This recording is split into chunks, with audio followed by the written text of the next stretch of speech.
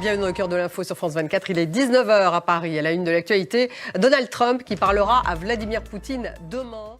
Dans 10 minutes, le débat il est consacré à la censure et aux purges de l'administration Trump. Est-ce une guerre culturelle idéologique, une contre-révolution conservatrice ou un retour de bâton anti-woke? Quel est l'impact de cette politique sur les institutions et sur la société américaine? Que font les démocrates? Censure, jusqu'où ira Donald Trump? C'est le débat dans 10 minutes. On le sait, Trump doit parler à Poutine demain. Il l'a réaffirmé donc aujourd'hui, le président américain, et c'est bien confirmé par le président russe. On fait un point en image avec Bilal Tarabay.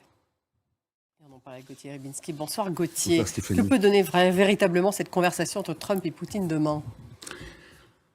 Écoutez, c'est une conversation qui est présentée comme étant celle de la raison.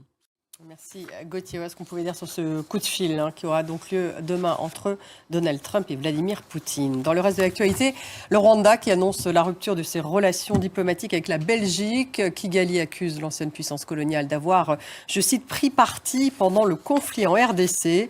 La Belgique regrette cette décision, dit-elle. Florent Rodeau. Allez, on apprend à l'instant que le M23 ne participera pas donc au pourparlers de paix sur la République démocratique du Congo qui ont lieu à Luanda demain. C'est ce qu'on apprend à l'instant.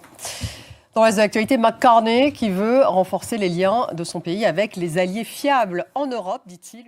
Merci d'avoir suivi. Restez avec nous. Dans quelques minutes, le débat il est consacré à la guerre culturelle aux États-Unis. On va évoquer la censure et les purges de l'administration Trump. Jusqu'où ira Donald Trump? De quoi s'agit-il? Une guerre culturelle, idéologique, une contre-révolution conservatrice et religieuse? Quel impact cette politique peut avoir sur les institutions et sur la société américaine? Et puis, que font les démocrates? C'est tout de suite.